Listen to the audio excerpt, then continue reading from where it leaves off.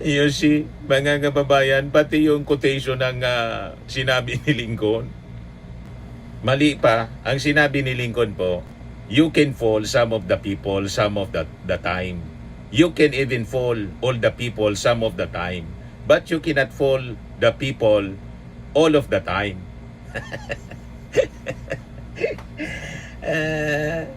Pati quotation po mali. Paano tayong maniniwala dito sa mga DDS? Na puro ka-fake news ang alam, mga kababayan.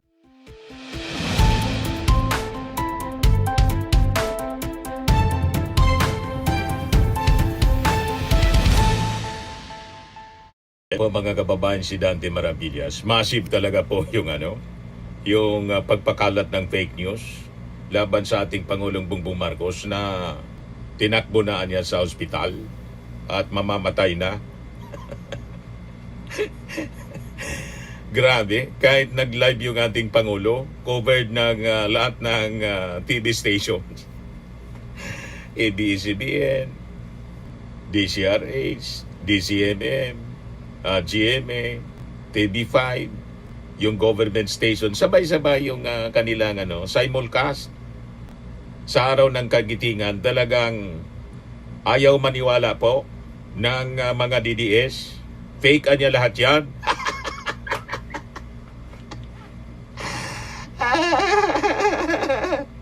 Wala talaga po ito mga DDS na to. Puro kasinungalingan. Kahit pakitaan mo ng ebidensya, live, proof of life, mga kababayan, hindi talaga maniwala.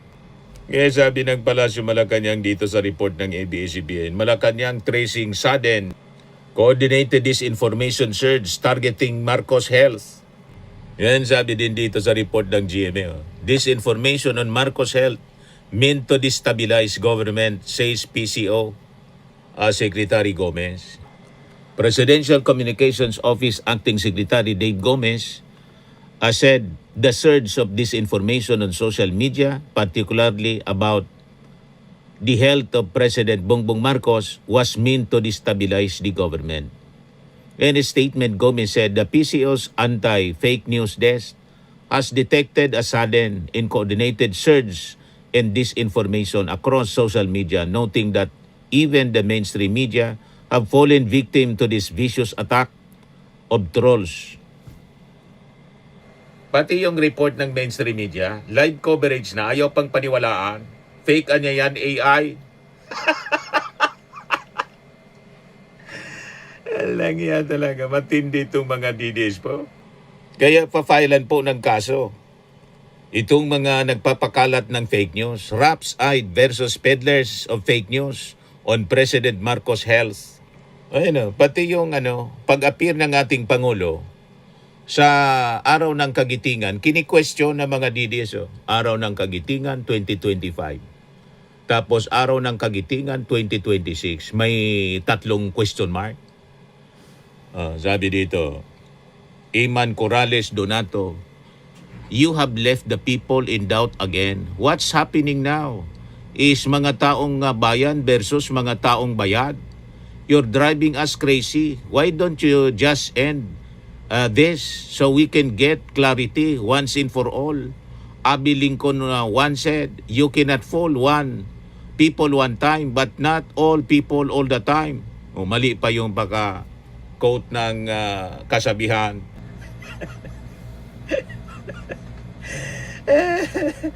Yoshi, mga kababayan, pati yung quotation ng sinabi ni Lincoln, mali pa. Ang sinabi ni Lincoln po, you can fool some of the people some of the time. You can even fool all the people some of the time. But you cannot fool the people all of the time.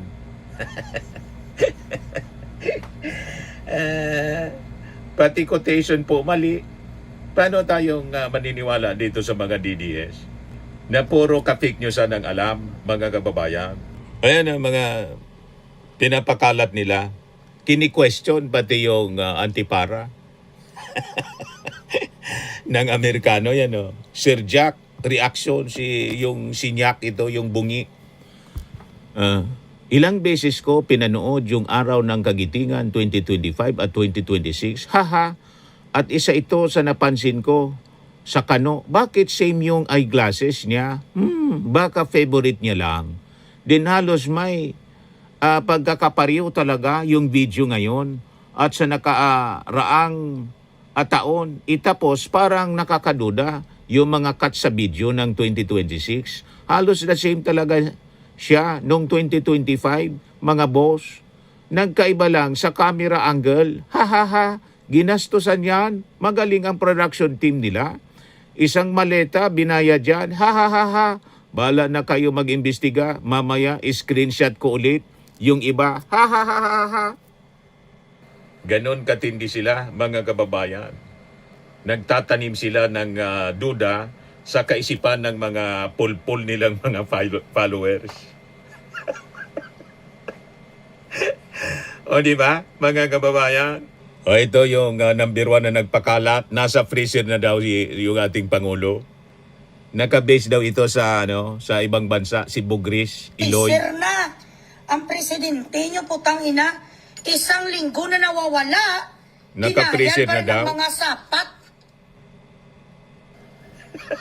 Nasa freezer na daw yung ating Pangulo. So ito yung mga uri ng mga influencers nila na may mga saltik din sa ulo. Anyway, iniimbestigahan na ito lahat, mga kababayan, ng National Bureau of Investigation para filean po ng cyber libel case. May kalalagyan kayo sa inyong pagpapakalat ng fake news. O ito pa yung isa pang bakla, mga kababayan. Yan o. Ano sa tingin ninyo?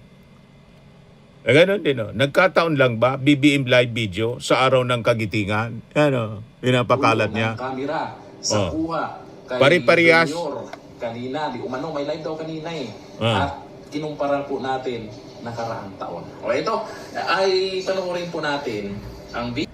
Puro haka-haka. Ba't hindi ninyo puntahan? Tulad ng aming mga kasama po. Pinuntahan talaga. Nag-cover doon yung aming mga kasama. Si Jason Tomas.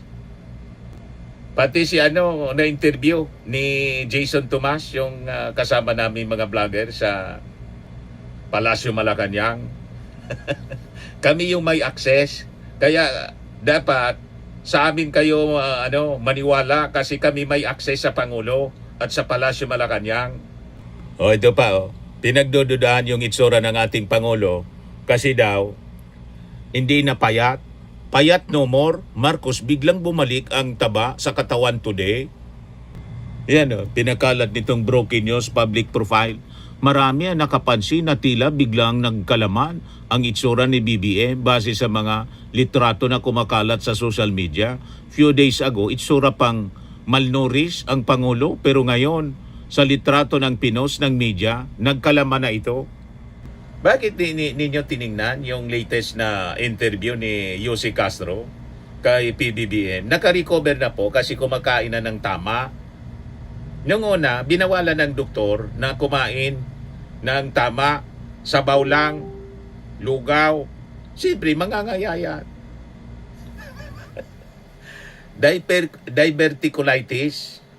Ngayon, wala nang bawal sa kanya. Pero yung mga matataba, sabi ng ating Pangulo, umiiwas siya. Kaya naka-recover na yung kanyang katawan. Anong problema ninyo?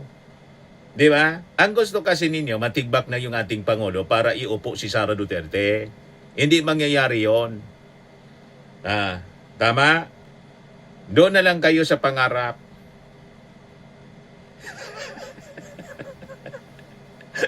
Magiging Pangulo sa imagination lang ang inyong Vice Presidente. Yan ang katotohanan dyan. Maglalaway kayo hanggang 2028 and forever and ever. Kasi hindi mananalo bilang Presidente si Sara. Lifetime kayo maglalaway. Kaya sabi nito ni Top Gun Marco Palsis, ano ang kailangan ng ano ang kaibahan ng outfit during speech noong 2025 sa Araw ng Kagitingan ni President BBM at ngayong 2026, ipipilit pa rin ba natin? Ito yung last year, 83rd anniversary of Araw ng Kagitingan. Ayan yung damit ng ating Pangulo. Medyo hindi masyado, manilaw-nilaw siya. At nang mag-speech siya last year, based sa video recorded ng RTBM, RTBM,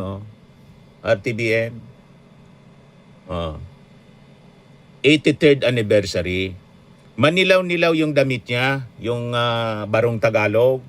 Ngayon, wala siyang antipara dyan. Dito may antipara siya at yung kanyang barong Tagalog medyo hindi manilaw, maputi siya. Yun ang pagkakaiba. Pilit ninyong linuloko ang mamamayang Filipino, pati sarili ninyo. Sarili ninyo, ninuloko ninyo.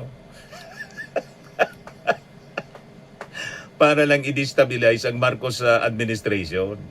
Hindi kayo magtatagumpay sa inyong masasamang mitiin sa ating Pangulo. Fully recovered na yung ating Pangulong Bongbong Marcos. Yan proof of life. PBBM proof of life sa araw ng kagitingan ngayon. Ayaw pa rin maniwala ni Jason Sao 22 hours ago. Bakit hindi makapag-live si BBM sa FB Sukmed in address the issues squarely? Kung gusto at buhay siya madali, pwede ito. Wala man po makakakumbinsi sa inyo kasi talagang intentional kayong ayaw maniwala kasi gusto ninyong paniwalaan yung kasinungalingan ninyo na pinapakalat. Hindi namin kayo kailangang kumbinsihin. O, di ba? O, ito yung usap-usapan sa 1PH mga kababayan. Mismong reporter ng 1PH mainstream media ang nagpatunay. Kasi pero legit na mga time na yun. Kasi may mga times na 2 days, 3 days, hindi na siya nakikita. Yes. Pero yes. sumasagot yung dalawang pangulo na yun. Kapag wala sila, or kapag hinahanap sila, sasagutin nila kung bakit. So tatanungin kita ngayon, Oo. Ayan ang reporter. nasaan ang pangulo? Kanina nasa Malacanang siya. Kita mo? Kasi, di ba, ngayon ibinigay ng Development, DBCC, Development Budget Coordination Committee. Nasa Diba, yung palasyo kanilang kahapon to. Ano yung dapat na gawin doon sa excise tax sa petrolyo. So, yan yung meeting ng Uplift. Yung Diba Uplift binuo meeting, na Crisis nandun Management yung ating Committee Pangulo. ng, Siya yung nag-preside mismo. Malacanang. Pinapalabas nila, kasabwat yung mainstream media, yung ABS-CBN. Paano maging kasabwat yung ABS-CBN, GMA, na mga anti-Marcos yan? Ay, naku, mga taong ito. Malabo na maging kasabwat sa pag-cover up na alive and kicking yung ating Pangulong Bongbong Marcos. Di ba po? Ang daming meetings na inattenda ng ating Pangulong Bongbong Marcos. Ito yung minimin ng 1PH. Kasama si Energy Secretary Garin, yung uplift meeting. Yan one day ago. Ano sabi dyan, mga kababayan? We need to continue to provide relief to our people and keep the economy running, sabi ng ating Pangulong Bongbong Marcos. Reiterated Marcos as he presided over the Uplift Committee meeting today, kahapon po, to review DBCC recommendations on the excise tax on petroleum products and discuss measures to ensure oil supply stability, expand assistance to OFWs, and support the transport and food sectors amid rising oil prices. So, ano naman ito, mga kababayan, kahapon din ito.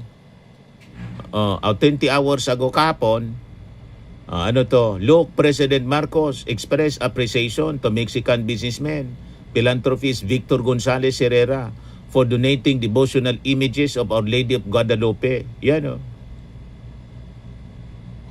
ito, dinonate. Ito PISAC meeting. Nag-preside din yung ating Pangulo 18 hours ago sa ikaapat na private Sector Advisory Council, Education and Jobs Sector Group meeting. Pinangunahan ng Pangulong Marcos ang pagtitiyak ng agarang suporta para sa mga umuwing OFW sa pamamagitan ng job matching, targeted upskilling at tulong sa pagninegosyo. Walang tigil sa pagtrabaho yung ating Pangulo. O ito naman, kausap niya yung mga yung mga madre at yung papal nuncio ng Pilipinas. Yan President Marcos joined leaders of the Catholic Church and members of the diplomatic community at the reception commemorating the 75th anniversary of diplomatic relations between the Philippines and Holy See, reaffirming long-standing partnership rooted in faith, shared values, in cooperation for common good. Held at the Ayuntamiento de Manila Intramuros, the milestone celebration highlighted more than 7 decades of engagement since the formal establishment of ties on April 8 kahapon. 1951 ito, pero kahapon ginawa. Kaya 75th year anniversary, and underscored continued collaboration in promoting peace and social development. Ang daming kausap ng ating Pangulo. Nag-speech din yan. Yung ating Pangulo kahapon.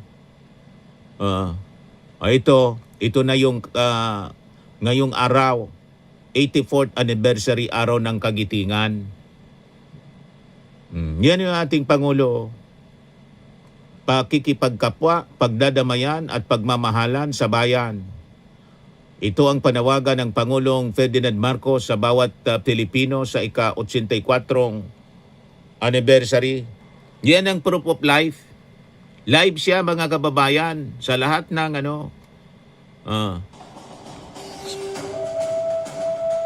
Ano pang gusto ninyo na proof?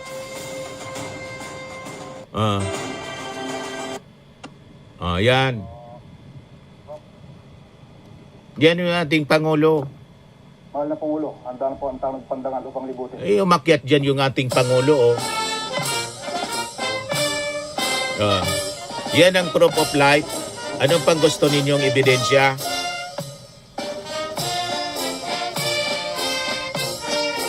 Di ba, mga kababayan, napakakisig ng ating Pangulo.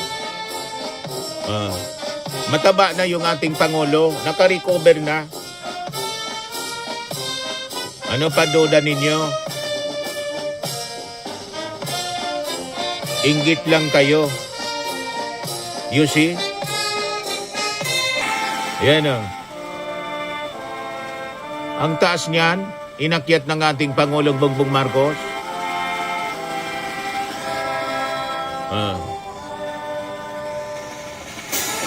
Ang tagal niyan, mga kababayan, yung okasyon. Association Incorporated and Prisca Angela Maureen L. Yan, mga Antanes, bisita, ang daming a mga student witnesses. of Kupang Integrated School. Kasama si Larry Gadon, nandyan din. Liberation of the Philippines. Ayan yung foreigner na sinasabing parehas daw yung parehas yung, siyempre, alangan man nagpalit yung foreigner ng antipara. Paborito sigurong antipara niya yan, kaya yun pa rin. Pero yung ating Pangulo last year, hindi naka-antipara. Ngayon, may antipara na siya. Ito, magsasalita na yung ating Pangulo. Mataba na yung ating Pangulo. Naka-recover na kasi. Well, the guest of honor will now be introduced by Secretary Gilberto C. Chidoro Jr. Pakinggan natin of the yung Department of mensahe. National Defense. Mga kababayan, Ladies and iyakan gentlemen, kayo ngayon. the President of the Republic of the Philippines and Commander-in-Chief of the Armed Forces of the Philippines, His Excellency Ferdinand R. Marcos Jr.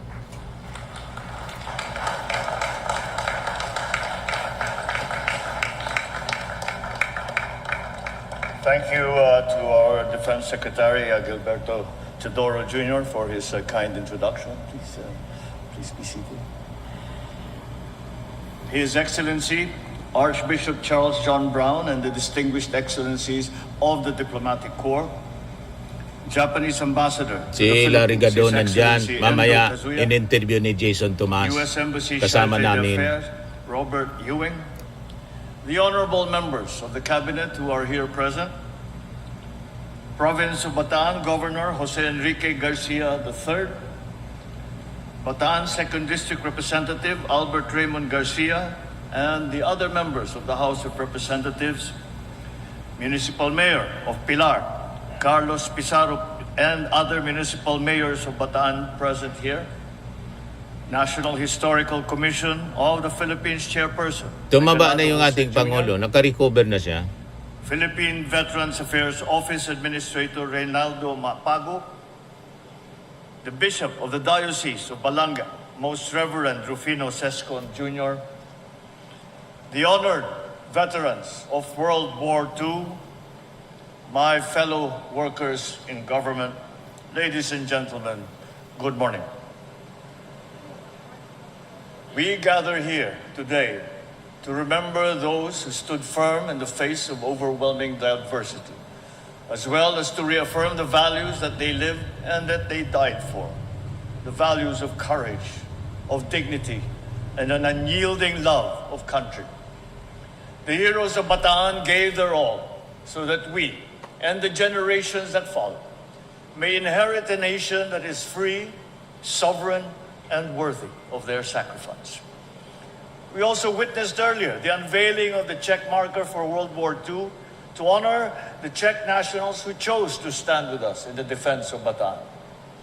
Their story reminds us that the fight for freedom knows no borders, and that solidarity, even in the darkest of times, is a force that binds humanity together. 84 years ago, Filipino and Allied forces, outnumbered and outgunned, stood their ground. For months, they held the line with steady resolve and dauntless bravery, delaying the advance of an invading force at immense personal cost. And when the defenses finally fell, they faced one of the darkest chapters in our history, the Bataan Death March. Yet even in defeat, the spirit of the Filipinos did not break. Across our archipelago, resistance took many forms. Guerrillas fought in the mountains. Civilians risked their lives to shelter and sustain those who were in hiding. Even those without arms found way to serve the cause of freedom. This is the essence of our strength as a people. Not merely the ability to fight, but the will to endure. Not only to survive hardship, but to rise above it with dignity intact. The story of Bataan is a cornerstone of our national identity and a guiding light for the generations that follow. And in honoring our heroes who made all of these possible, we must ensure that they receive the care and support that they deserve.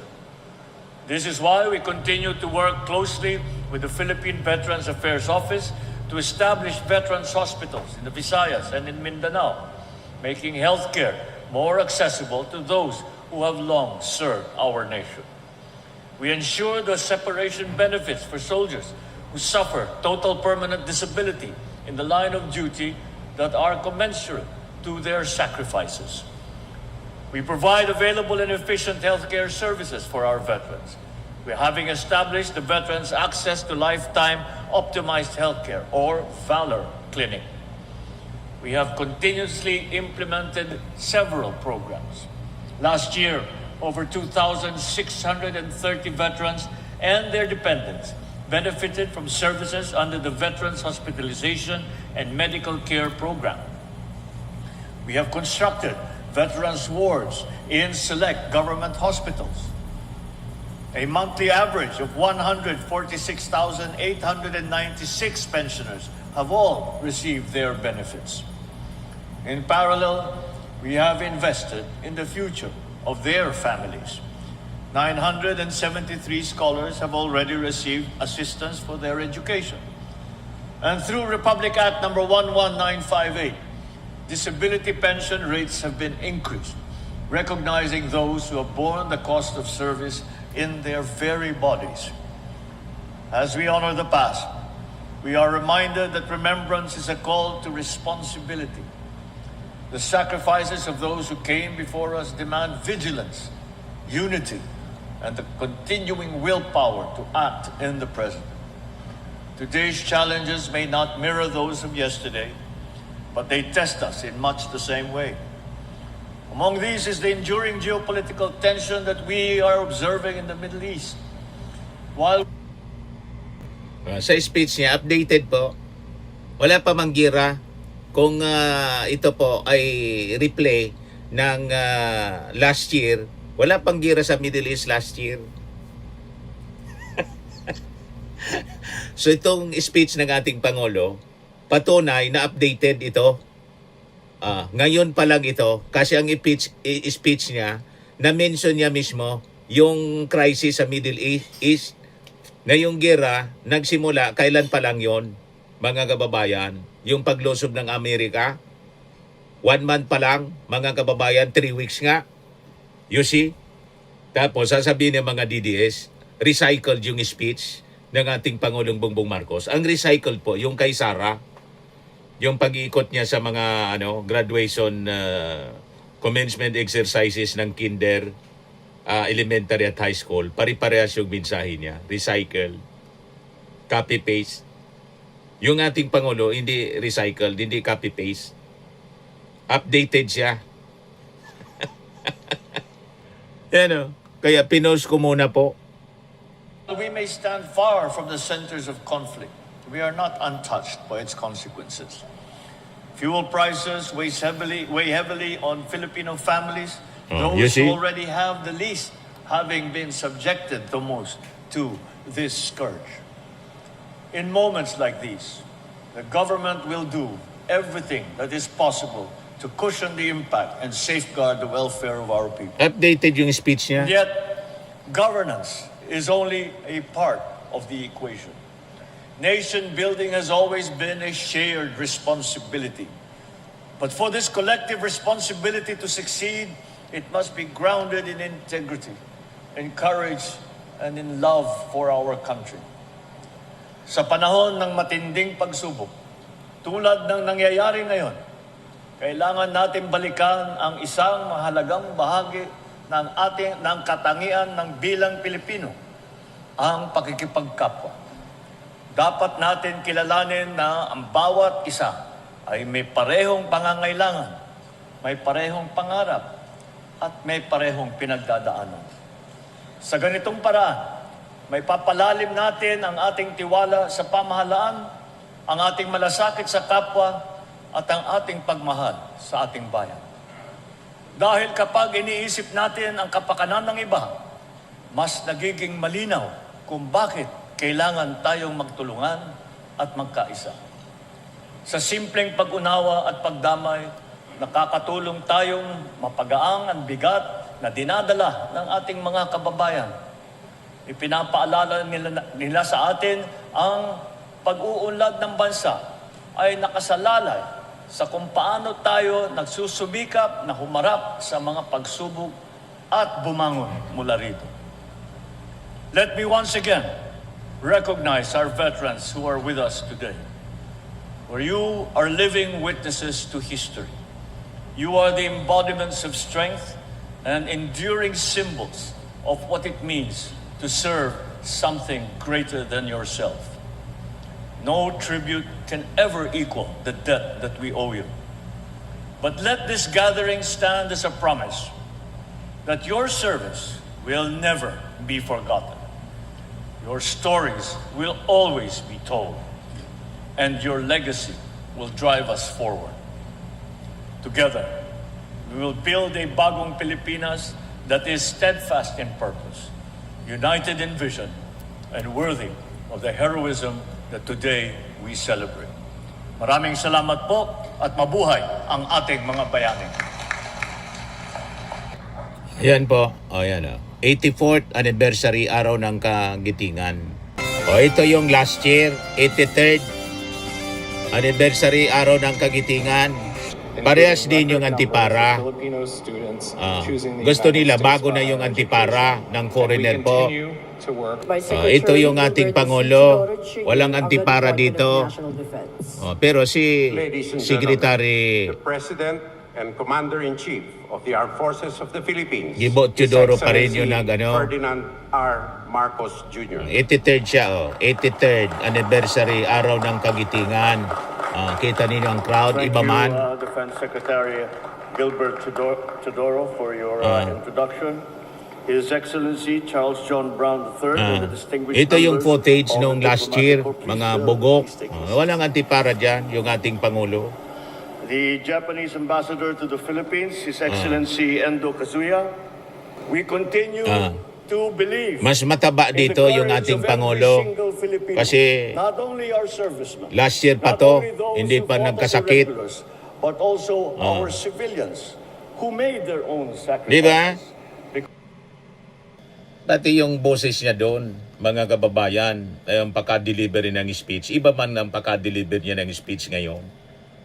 Puro kasi kayo kasinungalingan, fake news. O ito yung interview ni Jason Tomas, kasama namin na vlogger. Kay nag-cover siya doon. Jason Tomas. Sabi niya dito, Larigadon, pinatunayan ang kalayaan ng kalusugan, ang kalagayan ng kalusugan ni PBBM. At ang ganda ng mensahe niya sa mga gumagawa at nagpapakalat ng fake news sa kalusugan ng ating Pangulong BBM. Pakinggan natin yung interview ni Jason Tomas. Personal ko siyang kilala kasi magkakasama kami. Dito tayo ngayon sa Mount. Pumunta na siya rito sa amin. At ano yung mga previous vlogger? Yung may sakit daw si BBM. Sinugod sa ospital. Sinugod sa... Nako, alam nyo, sobrang healthy ngayon ni Presidente Bongbong Marcos. Alam niyo yung inakyat niya na hagdan doon sa shrine ng Mount Samak, napakataas doon. Baliwala sa kanya, hindi siya hiningal, hindi man lang siya napagod, at tuloy-tuloy ang aming event dito sa Bataan. Kaya yung nagpapakalat ng fake news niya, malapit na kayo, malapit na. No? Papailan ng kaso po. Hindi natin Cyber libel. dahil na suusigin namin kayo dyan. Okay, Papa Sek, ano pang mensahe sa mga vloggers na yan? Meron tayong freedom of speech, pero may limitasyon yan. Kapag kayo ay naninira at nagkukos na ng confusion sa ating bansa at nagpapakalat kayo ng fake news, iba yan. May pananagutan kayo dyan, may kalalagyan kayo. Alright, Papa Sek, maraming salamat at magandang araw sa'yo. Di ba, mga kababayan? Napakalinaw. At in-interview din niya yung mga veterans na nandoon. Ayan o. Nay, naniniwala ba sa pinapakalat nilang fake news na may sakit si PBBM? Di ba? Kaya tatay, naniniwala mo ba kayo? Di ba nandyan? Nandyan po. Malakas na malakas ha. Ayan, narinig niya sila tatay. Makakisyo na siya. Oo, at saka mga DDS vlogger. Di ba? Malinaw. Siya si Jason Tomas. Dali. Bakit nakatago?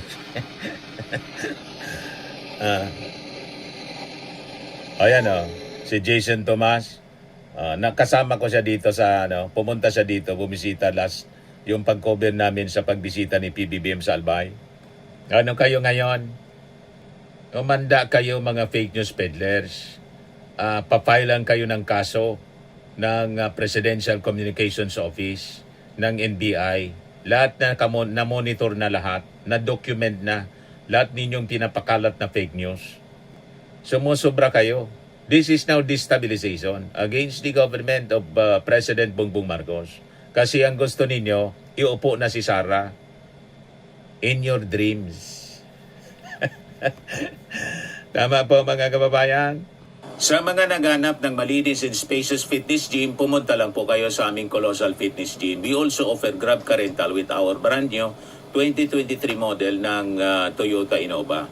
We also accept booking for those who are planning to travel via PAL, Cebu Pacific, and other airline companies, local and international, and bills payment for Meralco Bills, PLDT, Aleco Bills, etc. Ang Colossal Fitness Gym is located at 3rd floor Security Bank Building, Landco Business Park, Legazpi City, Albay. For inquiries, look for Chilon Maravillas. Contact number 0966-802-0949. Yan yung aming Innova. Lagi na pong matao sa amin. Pati mga foreigners po, tingnan ninyo. Mga British tourists sila. Ang lalaki ng katawan na, mga kababayan, nag-gym sa amin. Ito naman po, Indian National. Ito mga taga Mga European sila. Ito naman yung bago naming product na binibenta online, Eye Glow Serum. Whitening po siya galing sa South Korea. Tingnan ninyo yung epekto sa aking anak na architect entrepreneur, Riz Maravillas. For inquiries, look for Riz Maravillas on FB. Ito naman po, Firmax Firming and Lifting Cream, pinapahid sa mga pulses and other affected area. Painan po sa mga pains at paninigas ng mga kasukasuan. Ito po, Automax Radiant Serum. Sa mukha naman yung application. Anti-aging po siya. You will look 10 years younger than your age. Ito naman po yung bagong product naming binibenta online. I am worldwide amazing pure organic barley powdered drink mix from Australia. Mainam po ito sa mga cancer patient. Tingnan ninyo ito.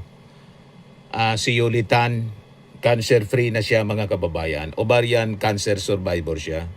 Sabi niya, barley did not just save my life. It gave me a new life. In 2019, Yoli faced the fight of her life through surgery and harsh chemotherapy. I am worldwide amazing pure organic barley became her source of strength. It boosted her immune system when she needed it most and gave her the energy to keep going. 100% organic siya, immune system booster, trusted by survivors. For your inquiries and orders, dumiretso na lang po kayo sa aking anak na architect entrepreneur, Riz Maravillas. Sa mga mahilig naman po sa mga imported bags and wallets, dumiretso na lang kayo kay Ma'am Eileen Rosales, Eileen Closet. Nakabase siya po sa Amerika. Ito yung kanyang online selling. Every Sunday, 7 o'clock in the evening, Philippine time. Pwede kayong manood sa kanya at mag-order online.